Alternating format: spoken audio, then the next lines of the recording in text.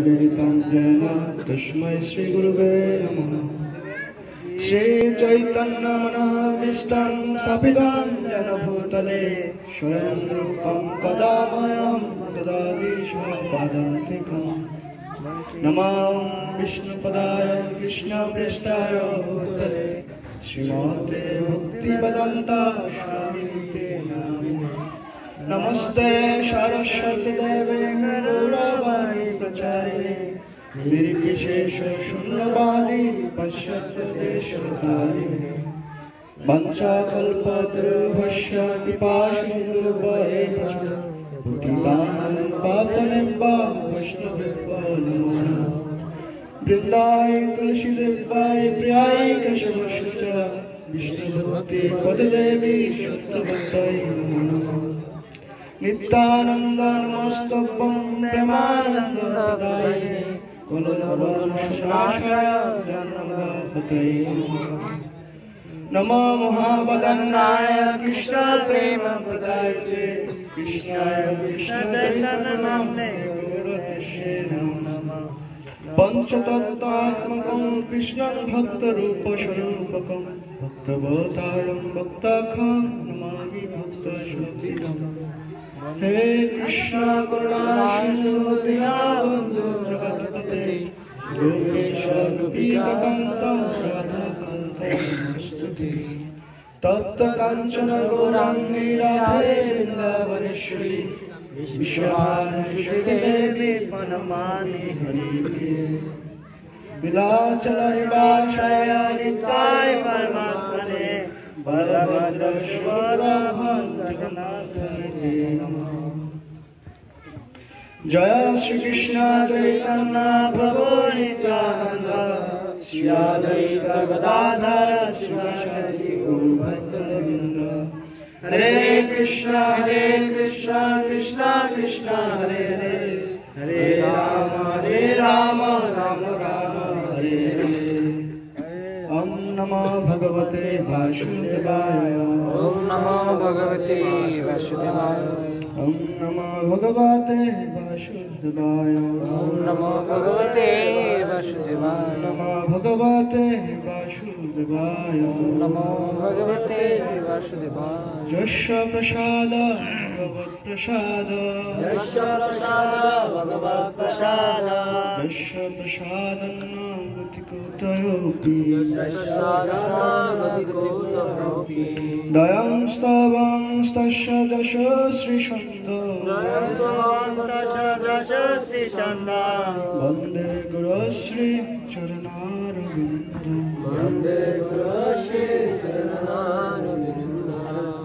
मूकं करोति वाचालं पुङ्गं लङ्घयते गिरिं यत्कृपातमहं वन्दे श्रीगुरुदिनतारिणं। श्रीचैतन्य ईश्वरं। हरे कृष्ण। जगद्गुरु श्रील प्रभुपाद अनंत कोटि वैष्णव वृंद की हरे कृष्ण। तो শুরুতে আপনাদেরকে একটা গল্প শোনাই। গল্পটা হলো এরকম, আমাদের কয়টি ইন্দ্রিয় আছে? এই জগৎকে জানার জন্য ভগবান আমাদেরকে মন সহ 11টি ইন্দ্রিয় দিয়েছে। তার মধ্যে 5টি হলো কি কর্ম করার জন্য, এটাকে বলা হয় কি কর্মেন্দ্রিয়। আর 5টি দেওয়া হয়েছে কোনো বস্তু সম্পর্ক অনুভব করার জন্য, এগুলোকে বলা হয় জ্ঞানেন্দ্রিয়। আর এই সমস্ত ইন্দ্রিয়কে নিয়ন্ত্রণ করার জন্য একটা বস্তুকে দেওয়া হয়েছে, সেটা কি মন। মন হলো সমস্ত ইন্দ্রিয়ের রাজা। কেন বললাম এই কথাটা? আসলে আমাদের যে 5টি ইন্দ্রিয় রয়েছে, কি কি 5টি জ্ঞানেন্দ্রিয় রয়েছে, চক্ষু, কর্ণ, নাসিকা, জিহ্বা, ত্বক। দেখুন চিন্তা করে আমাদের চক্ষু দিয়ে আমরা কি করি? রূপ দর্শন করি যে কোনো বস্তু। এটা দেখতে কিরকম, সাদা না কালো না হলুদ না লাল, এরকম দেখি আমরা। চক্ষের বিষয় কি? রূপ। এরপরে চক্ষু কর্ণ, কর্ণের বিষয় কি? শব্দ। কর্ণ দিয়ে কি করি? শব্দ আস্বাদন করি। এরপরে চক্ষু কর্ণ নাসিকা, নাসিকা দিয়ে কি গ্রহণ করি? ঘ্রাণ। সেটি কি সুগন্ধি না দুর্গন্ধযুক্ত, তাই না? আর এরপরে জিহ্বা, জিহ্বা দিয়ে কি করি? রস আস্বাদন করি। এটা কি তিক্ত রস নাকি ঝাল নাকি লবণাক্ত, তাই তো? দেখুন এরকম 5টি কর্মেন্দ্রিয় দিয়ে আমরা কি করি? 5টি বিষয়কে অনুধাবন করি। দেখুন কিন্তু আমাদের এই দেহের সাথে কিন্তু এই ইন্দ্রিয়গুলোর সম্পর্ক রয়েছে। এখন তো এরকম আমরা ঘ্রাণ নিচ্ছি, ফুলের কি মিষ্টি সুঘ্রাণ। আমি যদি আমার দেহটা যদি শেষ হয়ে যায়, তাহলে আমার এই নাক কি আর ঘ্রাণ নেবে? হ্যাঁ, ঘ্রাণ তো নিবে না। তাহলে আমার মৃত্যুর সাথে আমার এই নাকের কাজ শেষ না? এরকম স্বাদ আস্বাদন করতে পারবে? এখন জিহ্বায় যেরকম ভালো ভালো খাবারের রস আস্বাদন করি, ঝাল টক মিষ্টি, মারা গেলে কি জিহ্বা কি স্বাদ নেবে? কিছুই নিতে পারবে না। কিন্তু আমাদের একটা ইন্দ্রিয় আছে, যেই ইন্দ্রিয় দিয়ে আপনি এখন যেরকম আস্বাদন করতে পারবেন, ঠিক পরলোকে একই রকম আস্বাদন করতে পারবেন। সেই ইন্দ্রিয় নাম কি আপনারা জানেন? সেই ইন্দ্রিয় হলো কর্ণ। দেখুন আপনারা এখন কি করছেন? হরিকথা শ্রবণ করছেন, কৃষ্ণ কথা শ্রবণ করেছেন। এই জিহ্বা দিয়ে এই পৃথিবীর কি করেন? স্বাদ আস্বাদন করেন। কিন্তু ভগবত ধামে গেলে কি এই জিহ্বার এই পৃথিবীর খাবার আছে? বা স্বর্গলোকে গেলে এই পৃথিবীর খাবার আছে? নেই। কিন্তু এই পৃথিবীতে যেরকম এই কর্ণ দিয়ে কি করবেন? কৃষ্ণ কথা শ্রবণ করতে পারবেন। ভগবত ধামে গেল অন্য নাম শ্রবণ করবেন? কার নাম শ্রবণ করবেন? তাহলে দেখুন চিন্তা করে, আমাদের এমন একটি ইন্দ্রিয় ভগবান দিয়েছে, যে ইন্দ্রিয় দিয়ে কি করতে পারবো? এই জগতেও যেমন আস্বাদন করতে পারবো, ভগবত ধামে গেল একই রকম আস্বাদন করতে পারবো। কিন্তু এখন এই ত্বক দিয়ে যেরকম ঈশ্বর স্পর্শ করতে পারেন, আপনার যখন চিন্ময় দেহ হবে, মানে এই আর জড় জগতের দেহ থাকবে না। এই দেহটা কিসের? জড়জাগতিক দেহ, অর্থাৎ কফ পিত্ত বাত। আমাদের দেহটাকে যদি আমরা মূল জায়গায় নিয়ে যাই, তাহলে কি বের হবে? কফ বের হবে, পিত্ত বের হবে, বাত। এই 3টা বস্তু, এগুলো কি পবিত্র নয়। এই দেহ দিয়ে যেরকম আস্বাদন করব, মারা গেলে কি একই রকম আস্বাদন করতে পারবো? কিন্তু কান দিয়ে এখন যেরকম কৃষ্ণ কথা, একই কৃষ্ণ নাম শ্রবণ করছি, ঠিক পরলোকে গেলে কি করবো? ঠিক কৃষ্ণ নামেরই আস্বাদন করতে পারবো। এটার কোনো কিছু কি হবে না, পরিবর্তন হবে না। তো এই দেখুন আমাদের কি সুন্দর একটা মিল আছে। ভগবান আমাদেরকে মুখ দিয়েছেন কয়টা? কয়টা? একটা। কিন্তু শ্রবণ করার জন্য কান দিয়েছেন কয়টা? তাহলে আমাদের কি বেশি শ্রবণ করতে বলছে না বেশি বলতে বলছে? কারণ শাস্ত্রে বলা হয় শ্রবণম মঙ্গলম। আমাদের নববিধা যে ভক্তি, ভক্তি শাস্ত্রের যে প্রথম অঙ্গ কি? শ্রবণ। বলছে শ্রবণম মঙ্গলম। শ্রবণের মাধ্যমে কি হয়? সমস্ত মঙ্গল সাধন হয়। এই জন্য আমাদের শ্রবণ করতে হবে কিসের মাধ্যমে? খুবই মনোযোগের সহিত।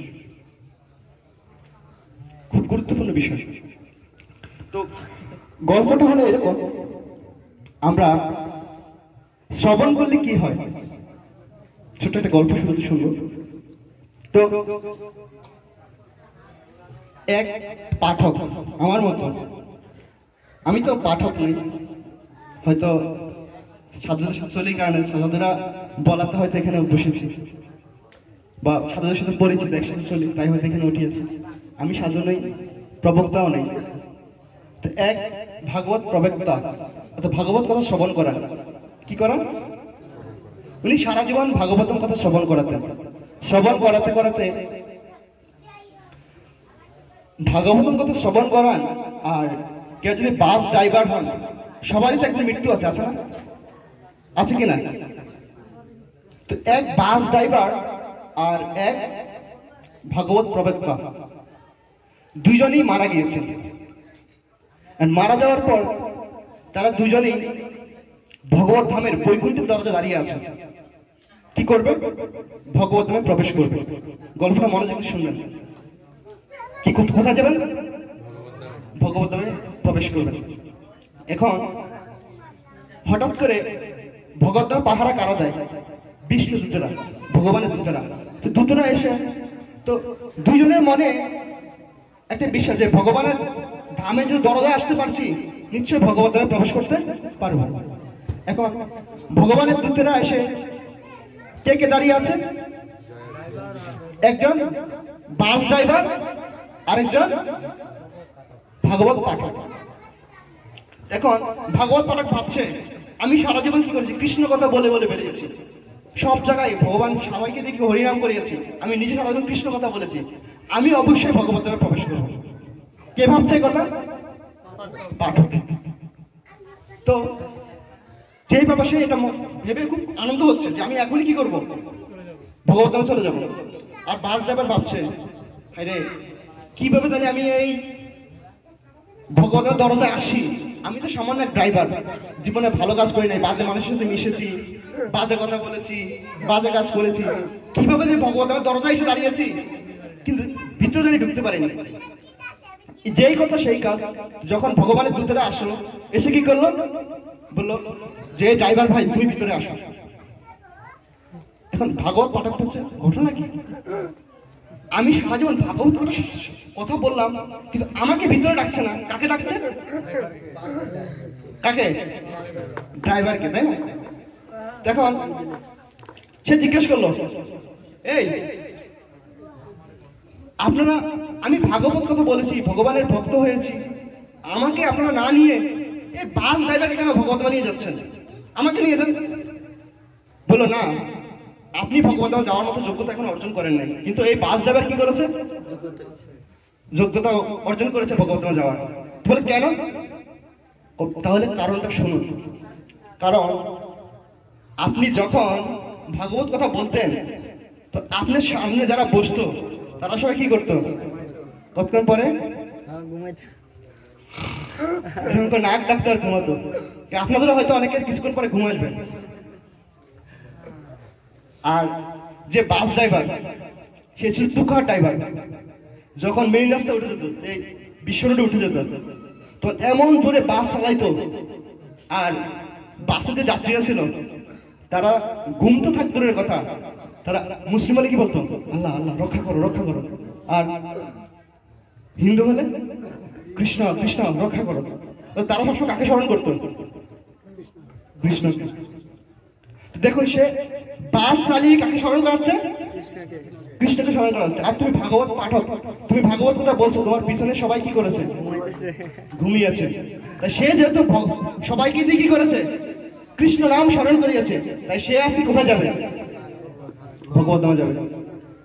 তো আপনারা যদি ঘুমান, তাহলে কিন্তু আমার কিন্তু ভগবত ধাম যাওয়া একবারে বন্ধ হয়ে যাবে। কি বলুন, সবাই ঘুমাবেন? ঘুমাবেন না, তাহলে আমি ভগবত ধাম যেতে পারবো। ঠিক আছে, তো আমরা একটা শ্লোক আস্বাদন করব।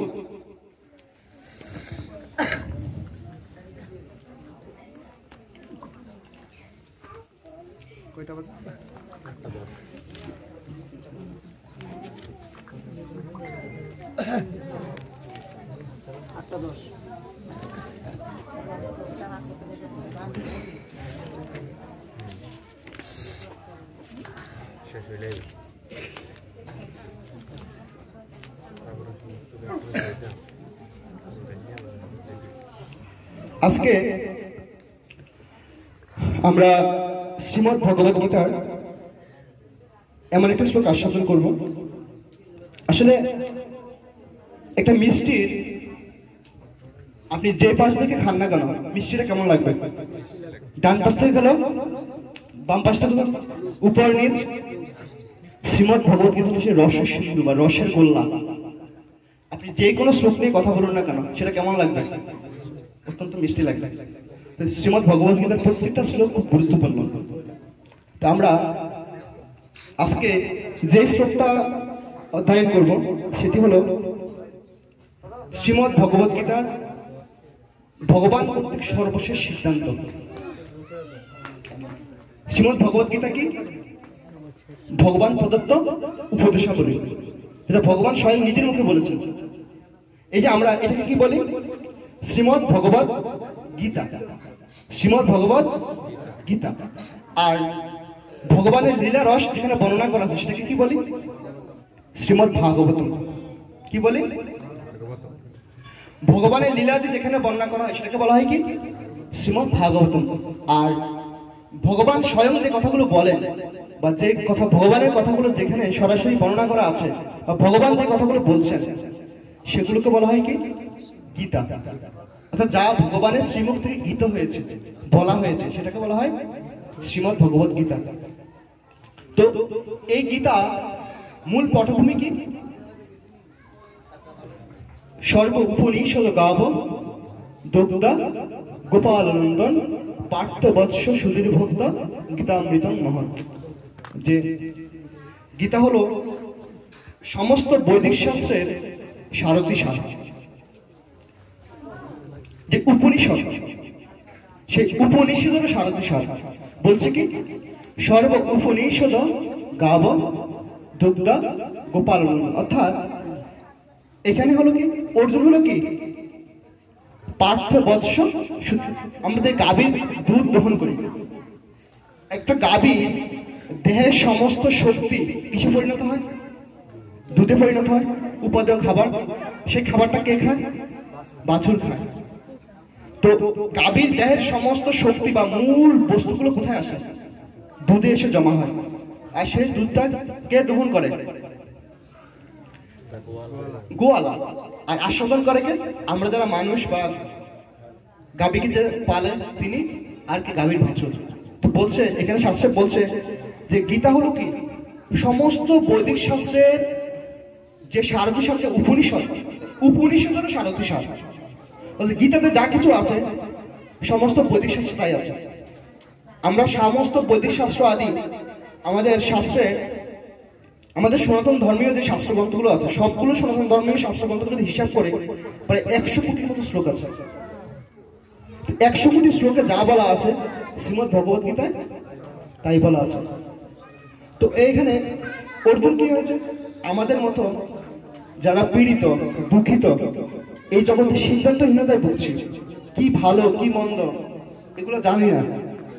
এখন আমাদের কি করা উচিত, কি করা উচিত নয়, কোনটা ধর্ম কোনটা অধর্ম, আমরা এরকম পীড়ায় পড়ে যাই না?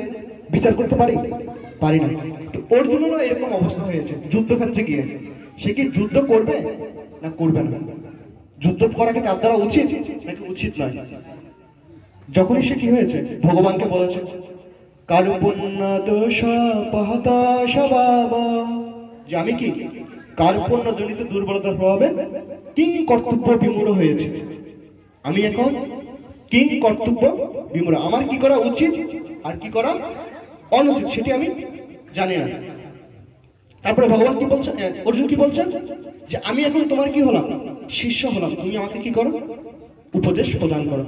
তো তখনই ভগবান কি করেছে? অর্জুনকে জীবনের যে প্রকৃত উদ্দেশ্য, এই উদ্দেশ্য অর্জুনের কাছে ব্যাখ্যা করেছে। যে আমাদের মতো জড়জগৎ থেকে কিভাবে আমরা ভগবানের ভক্ত হতে পারি সেই কথা ভগবান বলছেন গীতাতে। তো সেটাই লাস্ট যে কথাটা ভগবান অর্জুনকে বলছেন। এরপরে আর ভগবান অর্জুনকে কোনো উপদেশ দেন নাই, শুধু একটা কথাই বলেছে যে আমি এখন তোমাকে সমস্ত কিছু বর্ণনা করলাম, এবার ভালো মন্দ দুই তোমার কাছে। তুমি ভালোটা গ্রহণ করলে পারো, আবার খারাপটাও গ্রহণ করতে পারো। তো আমরা সেই শ্লোকটা এখন আস্বাদন করব। আমার সাথে সবাই একসাথে বলবেন। শ্রী ভগবান বাচা সর্বধর্মান পরিত্যাজ্যম মাম একং শরণং ব্রজ সর্বধর্মান পরিত্যাজ্যম মাম একং শরণং ব্রজ অহম তাম সর্ব পাপেভ্যো তাম সর্বপাপেভ্যো মোক্ষ ইষ্যামি মা শুচ বাসুচঃ সর্বধর্মান পরিত্যজ্য ধর্মাन् পরিত্যজ্য মাম একম শরণং ব্রজ অহম তাম সর্ব পাপেভ্যো তাম সর্বপাপেভ্যো মোক্ষয়িষ্যামি মা শুচ। ইষ্যামি মা শুচঃ। অনুবাদ সেটি একসাথে বলুন সবাই। শ্রী ভগবান বললেন, সর্বপ্রকার ধর্ম পরিত্যাগ করে কেবল আমার শরণাগত হও, আমি তোমাকে সমস্ত পাপ থেকে মুক্ত করব, তুমি শোক করো না। ঠিক আছে, এবার আমি বলছি, আপনারা শ্রবণ করুন। শ্রী ভগবান বললেন, সর্বপ্রকার ধর্ম পরিত্যাগ করে কেবল আমার শরণাগত হও, আমি তোমাকে সমস্ত পাপ থেকে মুক্ত করব, তুমি শোক করো না, মানে চিন্তা করো না। এটা শ্রীমদ্ ভগবদ গীতার লাস্ট অধ্যায়, অর্থাৎ অষ্টাদশ অধ্যায়ের ৬৬ নম্বর শ্লোক। এখানে ভগবান বলছেন যে তুমি কি করো, সমস্ত ধর্ম পরিত্যাগ করে আমার শরণাগত হও। এবং কি করবো, যদি আমরা ভগবানের শরণাগত হই তাহলে কি হবে? ভগবান বলছেন, আমি তোমাকে সমস্ত পাপ থেকে মুক্ত করব, তুমি কোনো শোক করো না। আরে ভগবান বলছে, আমরা হয়তো ভাবতে পারি যে ভগবান হয়তো এমনি এমনি বলতে পারে অর্জুনকে। বলছে না, আমি নিশ্চিত করে বলছি, তুমি চিন্তা করো না, আমি তোমাকে কি করবো, সমস্ত পাপ থেকে মুক্ত করব। তো আসলে সত্যি এখানে আপনাদের কাছ থেকে আমি একটা শিকার নিয়ে নিচ্ছি। আচ্ছা বলুন তো, এই জগতে ধর্ম নিয়ে বিভ্রান্তি বেশি নাকি অধর্ম নিয়ে বিভ্রান্তি বেশি? চুরি করা অধর্ম, কারো গায়ে আঘাত করা অধর্ম, কাউকে ঠকানো অধর্ম, এটা জগতের সবাই জানে। যদি আফ্রিকা মহাদেশের একটা বন জঙ্গলের মানুষকে জিজ্ঞাসা করেন যে কারো কাছে মিথ্যা কথা বলা কি ধর্ম না অধর্ম, সে কি বলবে? এটা অধর্ম নয়। আবার যদি ইউরোপের একটা মানুষকে যদি বলেন যে কারো মাথায় বাড়ি দেওয়াকে ধর্ম না অধর্ম, ওনারা কি বলবেন? মায়েরা বুঝতেছেন তো নাকি? হরে কৃষ্ণ। যদি ইউরোপে যান, ধনীদের দেশ, যাদের টাকা পয়সা অনেক আছে, ওখানে গিয়ে যদি বলেন কারো মাথায় বাড়ি দেওয়া কি ধর্ম না অধর্ম, ওনারা কি বলবে? অধর্ম না। পৃথিবীর সবাই জানে অধর্ম কি। কিন্তু যদি আমাকে জিজ্ঞাসা করেন, একে জিজ্ঞাসা করেন, ওনাকে জিজ্ঞাসা করেন, ওই ব্যক্তিকে জিজ্ঞাসা করুন, পৃথিবীর যদি সব ব্যক্তিকে জিজ্ঞাসা করুন ধর্ম কি, এক একজন ব্যক্তি কি করবে, এক একটা উত্তর দিবে। ঠিক তাই না? তাহলে সমস্যা কোন জায়গায়, ধর্মতে না অধর্মতে? সকল সমস্যা ধর্মতে।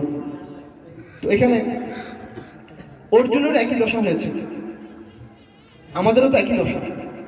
আমরা তো অর্জুনের মতোই। অর্জুনের মতো না, অর্জুনের মতো বললে ভুল হবে, অর্জুনের থেকে আমাদের আরো খারাপ অবস্থা। অর্জুনের তো গুণ ছিল ভগবানের কথা বোঝার। আমাদের তো শ্রীমদ্ ভগবদ গীতা আছে, ভগবানের কথা আমাদের সাথে আছে, কিন্তু আমরা কি বুঝতে পারি? পারি না। অর্জুন তো বুঝতে পেরেছে, না আমরা পারি না। তাহলে আমাদের অবস্থা ভালো না অর্জুনের অবস্থা ভালো? ঠিক তাই। তো আমরা আজকে এখানে এই কথাটাই জানবো, আসলে ধর্ম কি আর অধর্মটা কি।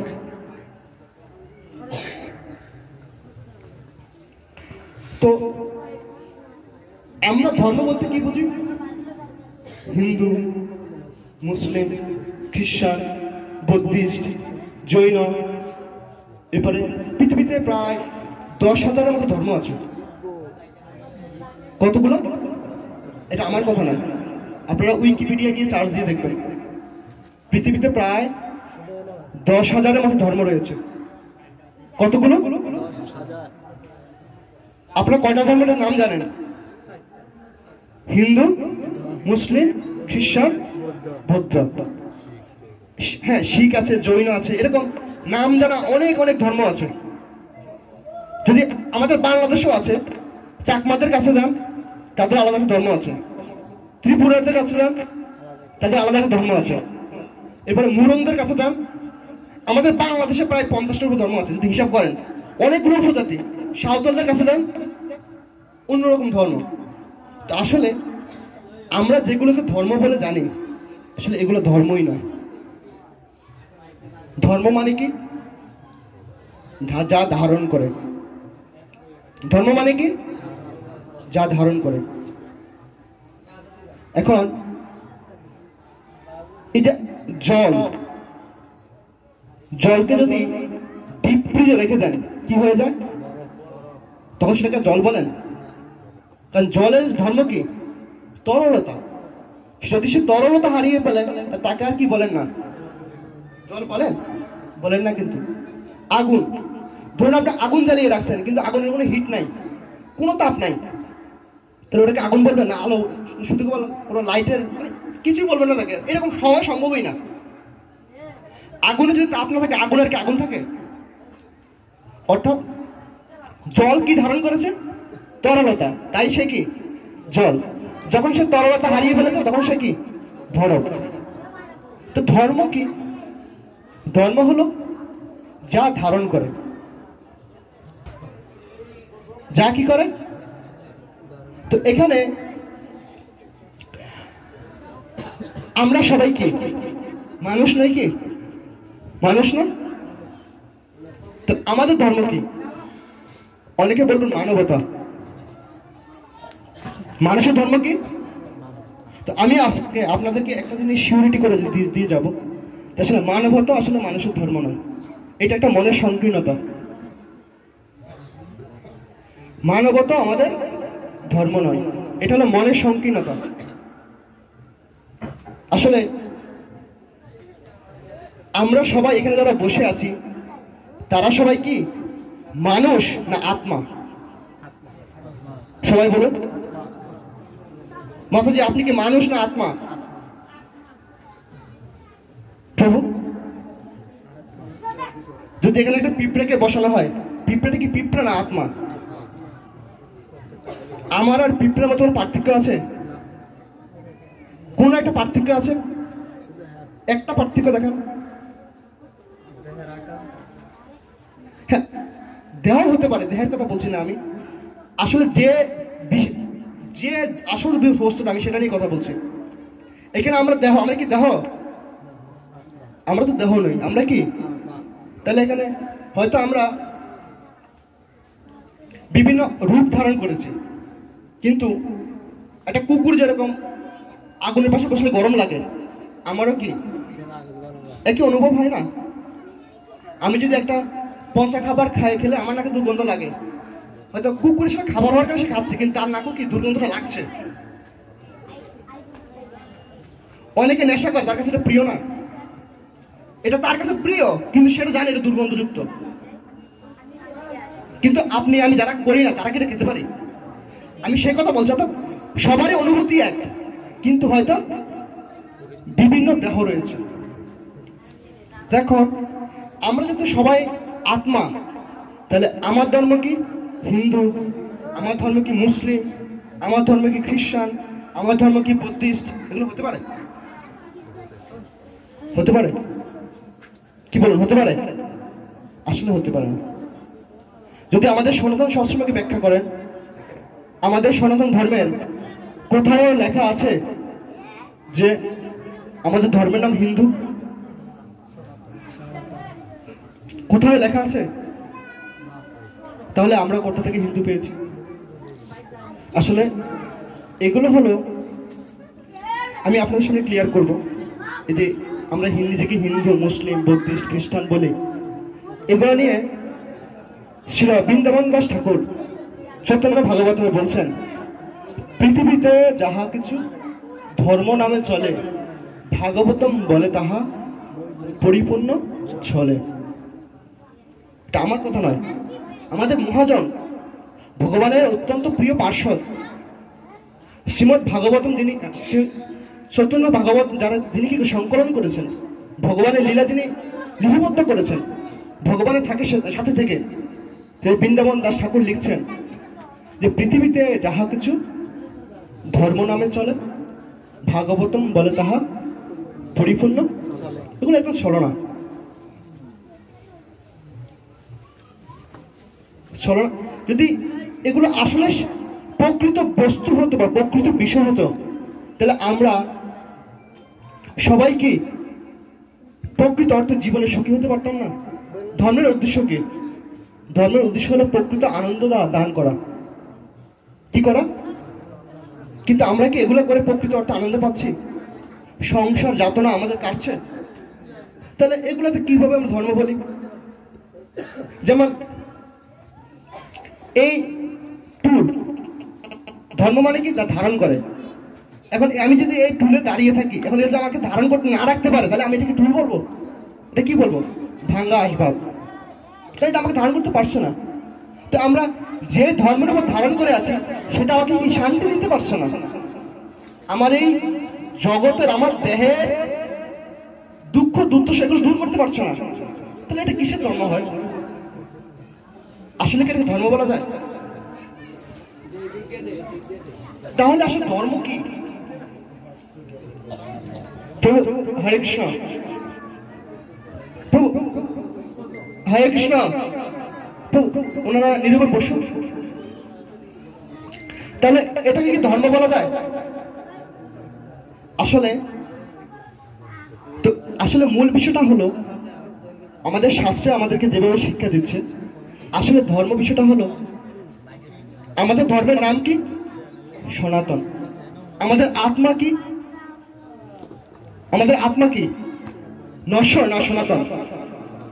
আত্মার কি জন্ম আছে, মৃত্যু আছে, সৃষ্টি আছে, পচে যায়, আগুনে পোড়ানো যায়?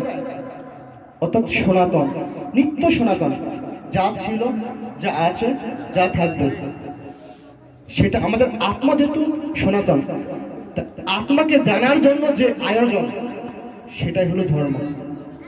এখানে কেউ হিন্দু নই, কেউ বৌদ্ধিস্ট নই, কেউ খ্রিস্টান নয়, কেউ মুসলিম নয়, সবাই আমরা কি সনাতন আত্মা। আমার কথা আপনি বুঝতে পারেন তো নাকি? এই আত্মা সম্পর্কিত যে জ্ঞান, সেটাই হলো ধর্ম, আর বাকি সব কি ছলনা। গীতাতে ভগবান যত কথা বলেছে, সব কথার মূল কথা কি? যে ডিসকভার ইউরসেলফ, তোমাকে কি করো? আবিষ্কার করো। অর্জুন, তুমি হলো আত্মা। এই যুদ্ধক্ষেত্রে যারা দাঁড়িয়ে আছে, এরা তোমার কি পিতামহ নয়, এরা তোমার গুরু নয়, এরা তোমার ভাই নয়, কেউই নয়। তুমি যাদের মৃত্যুতে ভয় পাচ্ছ, এদের মৃত্যু তুমি যুদ্ধ না করলে হবে, করলেও হবে। তুমি যে মৃত্যুর ভয়ে, ধ্বংসের ভয়ে ভীত হচ্ছ, তুমি করলে এরা ধ্বংস হবে, না করলেও এরা, যার যেটা কাজ। তো নশ্বর পৃথিবীর কাজ কি? সৃষ্টি হবে, শেষ হবে। তো দেহ সৃষ্টি হয়েছে না, আগে থেকে আছে। আমাদের দেহের কি সৃষ্টি হয়েছে না? যার সৃষ্টি আছে তার কি আছে? বিনাশ হবে। আত্মার কি সৃষ্টি হয়েছে? তো এই জন্য ভগবান বারবার অর্জুনকে বলছে যে, অর্জুন তুমি কি করো? নিজেকে জানো, তুমি যে আত্মা, এটা স্মরণ রাখো। তো সেই আলোকে আমাদের ধর্ম হলো দুই প্রকার। একটা হলো কি নিত্য ধর্ম, কি ধর্ম? আর একটা নৈমিত্তিক ধর্ম। নিত্য ধর্ম, নৈমিত্তিক ধর্ম। যেমন ধরুন, ছোট্ট একটা উদাহরণ দিই। একজন ডাক্তার, তার কাজ কি? রোগী সেবা করা। যদি ওনার শত্রু ওনার সামনে এসে দাঁড়ায়, ওনার কাজ কি হবে? শত্রু রোগের চিকিৎসা করা, নাকি তাকে মেরে ফেলা? তাহলে কি ডাক্তার হলো? ডাক্তারের কাজে কি? রোগীর সেবা করা। কিন্তু এই ডাক্তার যখন ঘরে আসে, তখন তিনি কি হন? কারো পিতা, কারো মাতা, এরকমই তো। তখন ওনার কাজ কি? ওনাদের প্রতিপালন করা। এই যে ওনার কর্মকাণ্ড অনুযায়ী ওনার এক এক সময় এক এক ধর্ম। যখন ডাক্তারখানায় বসেন, তখন ওনার ধর্ম কি? যখন গৃহে আসেন, তখন ধর্ম কি? আত্মীয় স্বজনদের কি করা, প্রতিপালন করা। এখন আবার ওই ব্যক্তি যখন কোনো বাজারে যায় তখন ওনার কাজ কি, তখন ওনার ধর্ম কি, তখন ওনার ধর্ম হলো বাজার করা, তাই না? বাজার করতে চাই যদি না আসে ওটা কি বাজারে ক্রেতা বলবেন আপনারা? উনি কিছু বাজার করতে গেছে, নৃত্য করতেছে বাজারের মধ্যখানে, ওনাকে ক্রেতা বলবেন? বিক্রেতা কি করতেছে, বিক্রি করতে বসে, বিক্রি করতে বসে সে কি করতেছে, গান গাইতেছে, তারে কি আপনারা বিক্রেতা বলবেন?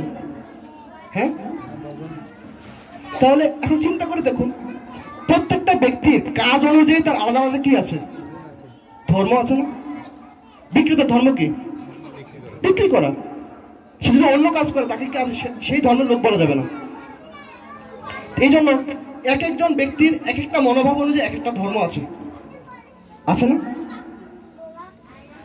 আমার কথা আপনারা বুঝতেছেন তো নাকি বিষয়টা? তো এই যে আমি আত্মা, এখন আমার মানব দেহ, এখন আমার কাজ কি, মানব সমাজটাকে, মানব সমাজের সাথে বা এই সামাজিক ব্যবস্থাপনায় থেকে সমাজের যে নিয়ম কানুন এগুলোর সাথে নিজেকে মানিয়ে নিয়ে সুন্দরভাবে জীবনযাপন করা। আবার আমি যখন এই দেহ থেকে বের হয়ে একটা কুকুরের দেহে প্রবেশ করব, তখন আমার কাজ কি হবে, কুকুরের যে সমাজ আছে সেই সমাজে মানিয়ে চলা। কিন্তু ব্যক্তি কয়জন, আমি নই কি, আমি না? যখন আমি মানব দেহে জড়ো হয়েছি তখন আমার একরকম কাজ হয়েছে, যখন কুকুরের দেহে প্রবেশ করেছি তখন আরেক রকম কাজ হয়েছে। অর্থাৎ আমার কুকুর হিসেবে ধর্ম একরকম, মানুষ হিসেবে ধর্ম, কিন্তু ব্যক্তি কয়জন এখানে, একজন নয় কি? তাহলে এখানে ধর্ম দুই রকম হয়ে গেল কিনা, হয়ে গেল না? অর্থাৎ আচরণ, একটা জিনিস আমরা সিদ্ধান্তে আসতে পেরেছি যে মানুষের আচরণ, কথাবার্তা, তার সংস্কৃতি, এগুলো অনুযায়ী মানুষের ধর্ম আলাদা আলাদা। এগুলো হাজার হাজার ধর্ম আছে। যখন সে যুদ্ধ করে তখন সে কি, যোদ্ধা, তার কাজ কি, শত্রু দেখলে তাকে কি করা, দমন করা। আর যখন সে ব্রাহ্মণ তখন তিনি কি, বেদ পাঠ করবেন, শাস্ত্র আলোচনা করবেন, তখন তিনি ব্রাহ্মণ, অত্যন্ত দয়াশীল। আবার যখন উনি বৈশ্য তখন ওনার কাজ কি, ব্যবসা বাণিজ্য করা, কৃষিকাজ করা, সমাজকে গঠন করা, সমাজতন্ত্র ঠিক রাখা। আবার যখন উনি শূদ্র তখন ওনার কাজ কি, সেবামূলক কাজগুলো করা। তাহলে এক একজন ব্যক্তির কাজ অনুযায়ী তার ধর্ম আলাদা আলাদা। কেউ চুলকে এভাবে আঁচড়াতে পছন্দ করে, কেউ এভাবে তিলক দিতে পছন্দ করে, কেউ উত্তরী পড়তে পছন্দ করে, কেউ এরকম। মানুষের আচরণ, পছন্দ, এগুলো আসলে কি ভিন্ন ভিন্ন, হাজার হাজার রকম। তো বলছে এগুলোকে কি বলা হয়, এগুলোকে বলা হয় সংস্কৃতি। কি বলা হয়? আর আমরা এই সংস্কৃতিটাকে কি বলছি, ধর্ম বলছি। কি বলছে? কিন্তু ধর্ম অর্থ কিন্তু এগুলো নয়। এই যে ব্যক্তির আচরণ, কথাবার্তা, তাদের সমস্ত বিষয় আদি নিয়ে তার ভিন্ন ভিন্ন যত আচরণ, ভিন্ন ভিন্ন কথাবার্তা, ভিন্ন ভিন্ন চেতনা, আমরা প্রত্যেকটা ব্যক্তিকে আলাদা আলাদা দেহে আছি না? এখন আলাদা দেহের, আপনার হয়তো টক ভালো লাগে, আমার টক ভালো লাগে, আমার কি ভালো লাগে, মিষ্টি ভালো লাগে, ওনার হয়তো মিষ্টি ভালো লাগে, ওনার ঝালটা খুব ভালো পছন্দ হয়। তাহলে এক একটা ব্যক্তির পছন্দ কি, তাহলে পছন্দ আলাদা আলাদা, ওনার চিন্তা চেতনা আলাদা হবে কিনা? তো আলাদা আলাদা যেহেতু হবে তাহলে সংস্কৃতিও কি হবে, আলাদা আলাদা হবে।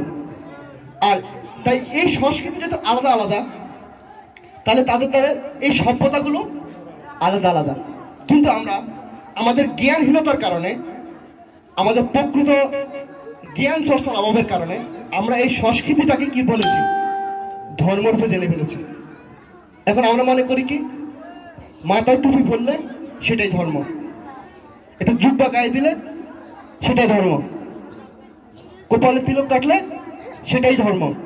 কিন্তু অ্যাকচুয়ালি এগুলো ধর্ম নয়, এগুলো আদৌ কি নয়, ধর্ম নয়। ধর্ম কি? এবার আসুন, ধর্ম কি? তাহলে এই যে এতক্ষণ যে উদাহরণগুলো আপনাদেরকে আমি দিলাম, এই উদাহরণগুলো হলো কি নৈমিত্তিক ধর্ম। মানে নিত্যকাল চলার জন্য যেগুলো প্রয়োজন সেগুলোর অনুসারে যে আয়োজন সেগুলোকে বলা হয় নৈমিত্তিক ধর্ম। তাহলে আসল ধর্ম কি?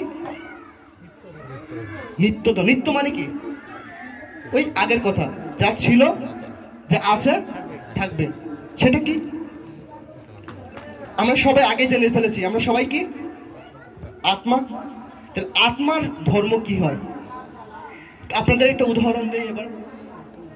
আমার এই দেহটা কার? আমার পিতা এবং মাতার দেহের অংশ নাকি? প্রত্যেকটা ব্যক্তির জীব দেহটা কার? পিতার এবং মায়ের দেহের অংশ। এই জন্য আমরা কি পিতা মায়া তার সন্তান। তো ভগবান গীতাতে বলছেন দেহের অংশ যদি সন্তান হয়, আমরা কি দেহ? আমরা কি আত্মা? তো ভগবান কি বলছেন গীতাতে? যে মমে বাংশ জীবলোকে জীবভূত সনাতনম। মম মানে কি?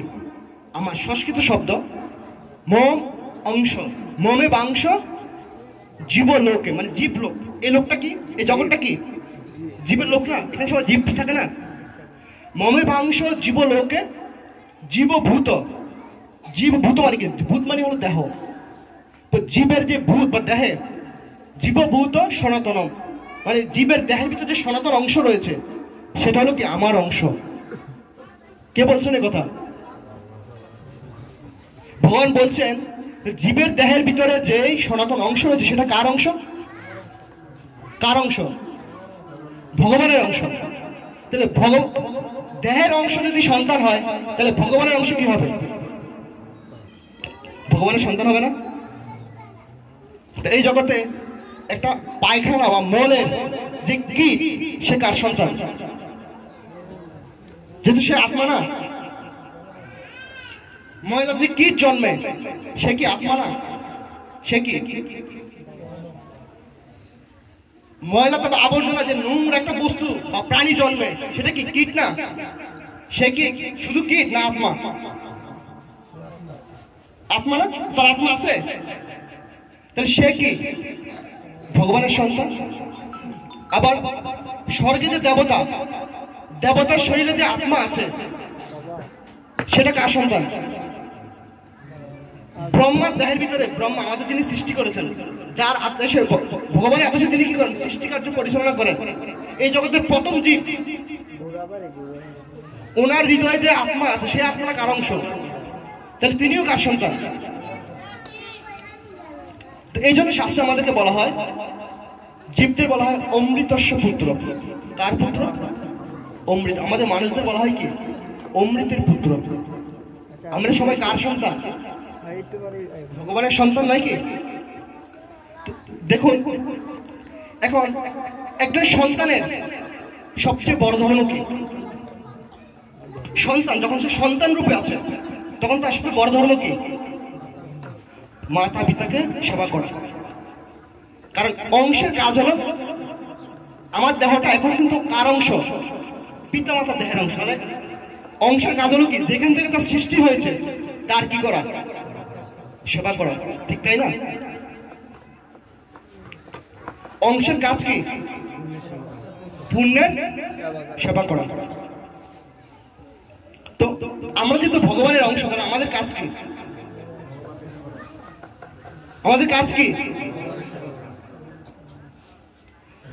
যেমন ধরুন একটা গাড়ির চাকা যদি গাড়ি থেকে খুলে ফেলে দেন, চাকার কাজ কি? সারাক্ষণ গাড়ির সাথে লেগে থেকে গাড়িটা কি করা? নিজেকে ঘুরিয়ে ঘুরিয়ে গাড়িটাকে কি করা? চালানো। এখন চাকাটাকে যদি ফেলে দেন, এটাকে আর চাকা বলবেন? তখন কি বলুন? গোলাকার একটা বস্তু। চাকার কোনো বৈশিষ্ট্য ধারণ করে? সে বৈশিষ্ট্য ধারণ করে? করে না। কিন্তু তেমনি আমরা যারা জীবাত্মা আছি, আমরা ভগবানের সেবা বাদ দিয়ে কার সেবা করছি? এই দেহের সেবা করছি। কার সেবা করছি? দেহের নয় কি? বলছি কি এ আমার সন্তান, এটা আমার বাড়ি, এটা আমার ঘর, এগুলো সব আমার। কিন্তু চিন্তা করে দেখুন, এই যে ঘর, যে ঘরটাকে আপনি বলছেন, সে ঘরের একটা বালিকণা আপনি তৈরি করেছেন। তাহলে কিভাবে বলছেন আপনি? আমরা কতটুকু অক্ষম এটা চিন্তা করে দেখুন। গীতাতে ভগবান বলছেন, আমি মানুষের পেটে কি রূপে থাকি? অগ্নিরূপে থাকি। আর অগ্নি দিয়ে কি করে? মানুষের খাবারটাকে কি করি? হজম করাই। আমরা যে অহংকার নিয়ে থাকি, খাবার দাবার অর্থবিত্ত নিয়ে, এই খাবার দাবারটা খেয়ে হজম করার ক্ষমতা আমাদের নেই। হজমটা কে করায়? যদি ভগবান যদি জঠরাগ্নি না হয়, ভগবান যদি একটু ব্যাসকম করে দেয়, পেটের যে অ্যাসিড বা ওই অগ্নিটা যদি কি করে, একটু ব্যতিক্রম আচরণ করে, আর খাবার খেতে মন চায়, পেটটা ফুলে কি হয়ে যায়? অনেকে অসুস্থ হয়ে মারা যায় না এরকম? কে একটু সমস্যা করছে? ভগবান একটু সমস্যা করে দিয়েছে। যে খাবারটা খাচ্ছি, সেই খাবারটা খেয়ে হজম করার মতো শক্তি আমাদের নেই, তাহলে কিসের এত অহংকার আমাদের? কিন্তু আমরা সেটাই করছি। আমরা ভুলে গিয়েছি যে আমরা কার অংশ। এখন এই যে আরেকটা উদাহরণ দিই আপনাদেরকে, এই দেহটা কি আমার না? আমরা যদি বলি হাত কার, কি অ্যান্সার আসবে? আমার। চোখগুলো কার? চুলগুলো কার? জামাটা কার? কিন্তু আমি তো একজন আছি না? এই হাত, তাহলে এখন এই হাতের কাজ কি? এই হাত সারাক্ষণ কি করে? এই হাত কি করে? এই পূর্ণ দেহের সারাক্ষণ সেবা করে না? চুলকিয়ে দেয়, তাই না? গরম লাগলে কি করে? ক্ষুধে লাগলে? পাটা কি করে? পাটা কি আমি? এই পাটা কি আমি? পাটা কি আমি? পাটা কিন্তু আমি নই। এটা বলি কি আমার পা। তাহলে আমিটাকে, একজন তো আছি আমি, কিন্তু পাটা আমার। তো পাটা কি করে? সারাক্ষণ আমাকে কি করে? বহন করে। আমি যেখানে যেতে চাই সেখানে নিয়ে যায়, সমস্ত কাজ করে। তো এরকম অংশের কাজ কি? পুণ্যের সেবা করা। আমরা এই সেবা কার্য থেকে দূরে আছি। এখন এই হাত যদি বলে, এরকম আমি যখন ক্লাস 7 কি 8 পড়ি, তখন আমাদের ইংরেজি বইতে একটা গল্প ছিল। গল্পটা বলবো? কয়টা বাজে? 45। আচ্ছা, 5 মিনিট কথা বলে শেষ করে দেবো। তো এই আমাদের হাত পা এগুলো একদিন চিন্তা করলো, আচ্ছা আমি হাত সারাদিন খাওয়াই, মাজি, পরিষ্কার করি, পরিচ্ছন্নতা করি, সমস্ত কিছু করি, কিন্তু দেখো আমাদের দেহের মধ্যে যে পেটটা আছে, এই পেটটা কি করে? শুধু খায়। পা বলতেছে, দেখো ভাই তোমার তো অবস্থা ভালো আছে, কিন্তু আমার উপরে এই পুরা শরীরের ওজনটা আছে, এটা নিয়ে সারাক্ষণ আমাকে দৌড়াইতে হয়, হাঁটতে হয়, সারাক্ষণ কাজ করতে হয়, আমার একটুখানি জিরানি নেই। তোমার তো মাথায় কিছু নেই, আমার মাথা সারাক্ষণ কি থাকে? পাগুলোর মাথা কি থাকে? সবসময় বোঝা থাকে না? আমার দেহটা এটা বোঝা না? পাটা কি করে? এটাকে মাথায় করে নিয়ে যায় না? আমাকে এই জ্বালা যন্ত্র সারাক্ষণ। আর দেখো পেটটা কি করে? শুধু খায় আর খায়। চোখ একই কথা বলছে যে ভাই দেখো তোমাদের তো বিশ্রাম আছে, ঘুমালে কি হয়? এগুলা একটু বিশ্রাম পায়, কিন্তু আমার তো তাও নেই। ঘুমালে কি দেখে? স্বপ্নে দেখে। আমার তো তাও কি নেই, একদম বিশ্রাম নেই, সারাক্ষণ শুধু দেখো আর দেখো। এই পেটটা শুধু কি করে? শুধু খায়। একটা কাজ করো, কিন্তু আমাদেরকে কোনোদিন কোনো কিছু, হাতের কি কিছু প্রয়োজন হয়? পায়ের কি কিছু প্রয়োজন হয়? আমাদের কোনোদিন কোনো কিছু খাওয়ায় না। চলো আজ থেকে আমরা কি করব? সমস্ত কাজকর্ম বন্ধ করে দেব। এখন হাত আর কাজ করে না, চোখ আর কি হয় না, খোলে না, পা কি করে না, আর সামনে হাঁটে না। এখন একদিন তার অবস্থাটা কি, খাটে শুয়ে আছে।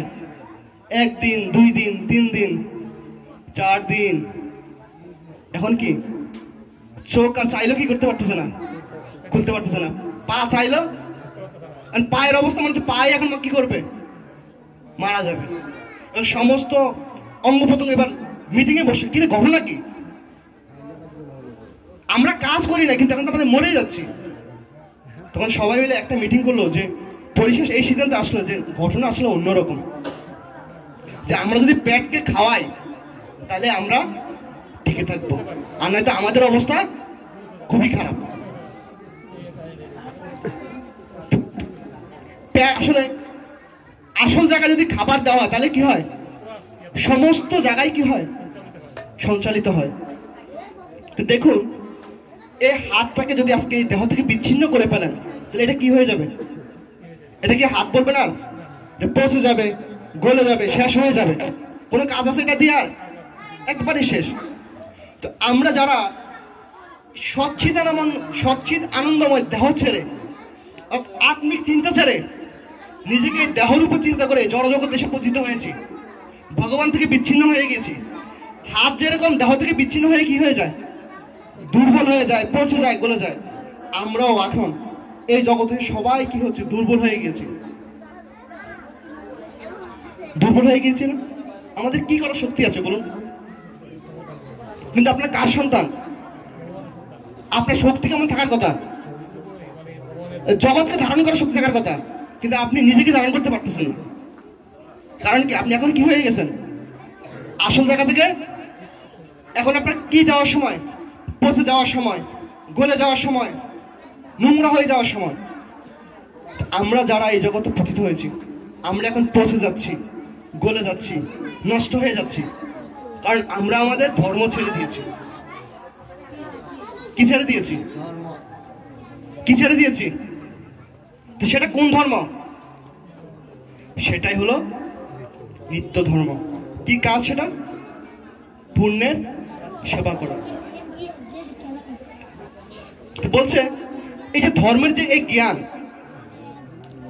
এই জ্ঞান কিভাবে আসবে? ভগবান গীতা 9ম অধ্যায়ের 2 নম্বর শ্লোকে বলছেন,